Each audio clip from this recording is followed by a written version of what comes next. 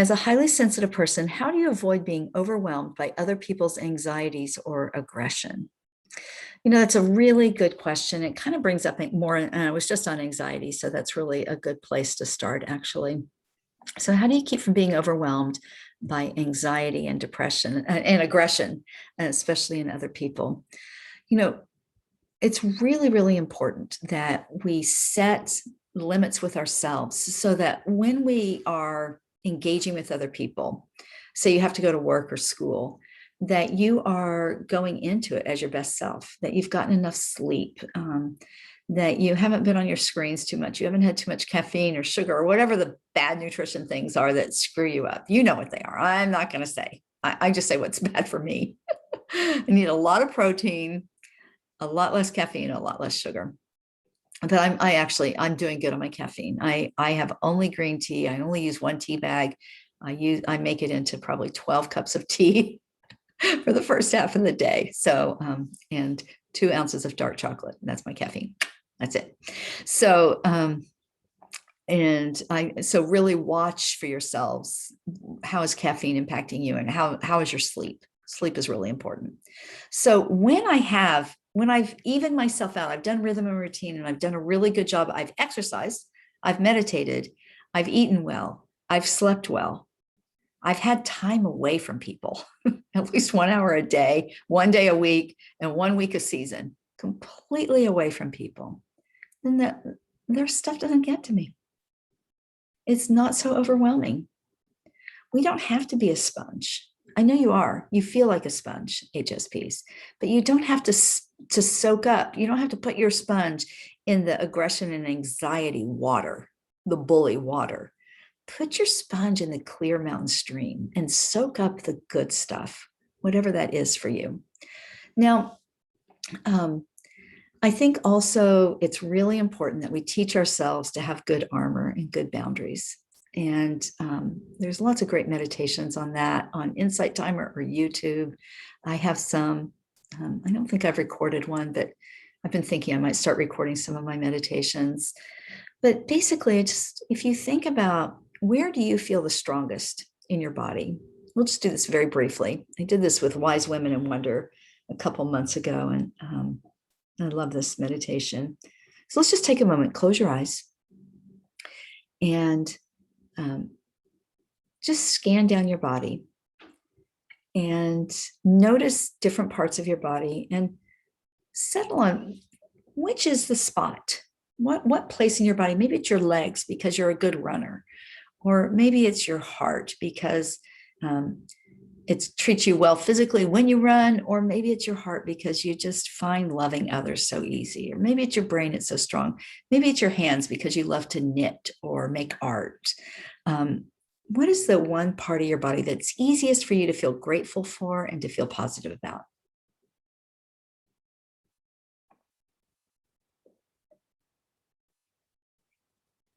I'm doing an abbreviated version of the scan so we get to all the questions.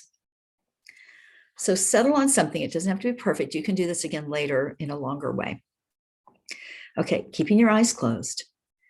Take your focus to that part of your body.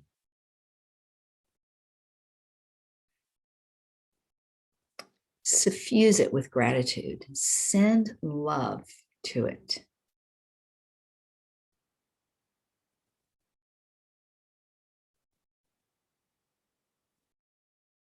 Think about metta or loving kindness. Wish it all good things. But mostly just soften your chest and open your heart and love that part of you with tremendous gratitude. What a blessing.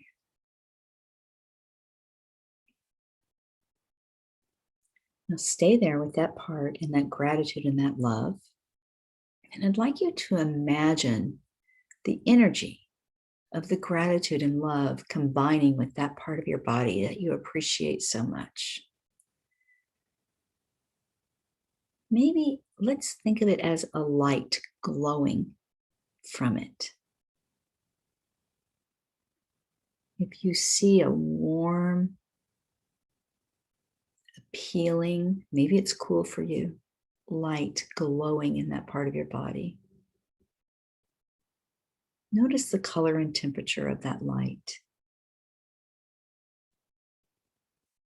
Feel it as alive with the energy that comes from that part of your body. And whatever that part, whatever you're using as your grateful part of your body, it has its own energy.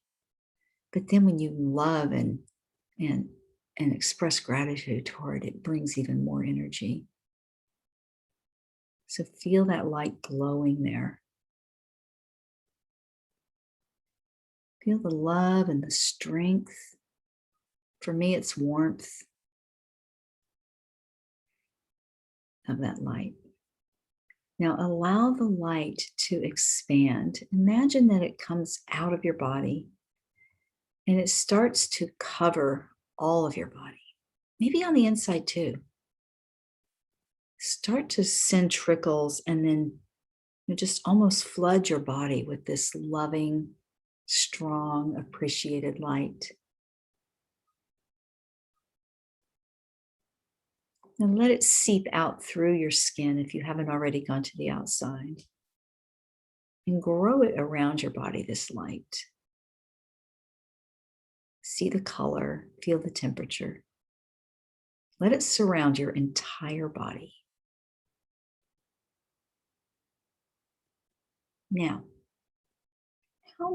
how big is it?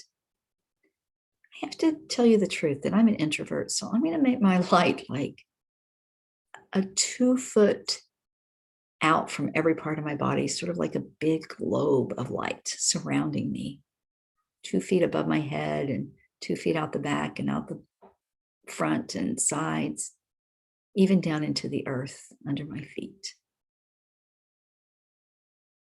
And remember the qualities of this light that's around you now. It's strong and capable, loving and grateful.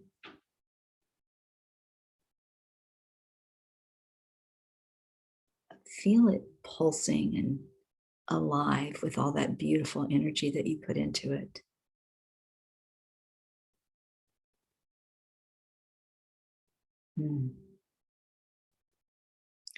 This light is your boundary, your shield, your protection. You're in charge of it.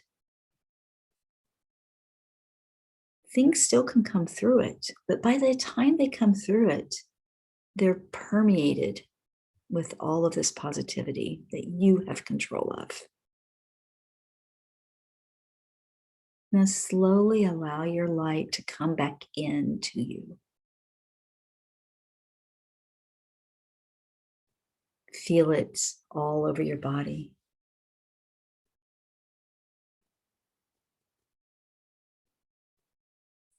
And then we're going to bring it back into a smaller sphere, back where it began, or maybe you would like to bring it into your heart or your mind. Either place. It remains a little bit all over, but I want you to bring it into a contained place. Some people like to imagine a little box, a little beautiful box inside them where they store it, that they can open up anytime. Or you can just let it sit there in your hands that you use to make art, or your feet that you use to hike the beautiful trails, wherever it is.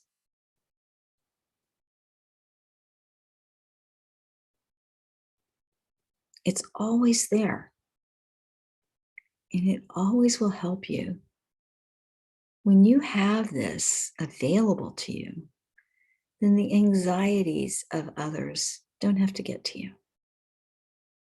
I'm going to tell you something. While your eyes are still closed, start to wiggle your feet and your hands a little bit. But keep your eyes closed while I'm talking. If you're overtired or overwhelmed, you're not going to have as easy a job of accessing the light. It's harder. So things might get to you sometimes. You might get high into O. over-arousal, overstimulation. That's okay. You just will have to take time to rest and recuperate. You'll have to call on all your resources. Call in sick. Take a mental health day. You might even have to take it from yourself. That's what I have to do. Okay, take 3 intentional breaths. You've been breathing all this time, I'm sure. So if you're still here. So take 3 nice big breaths and allow that to bring you back. I'm going to go on to the second part of this question.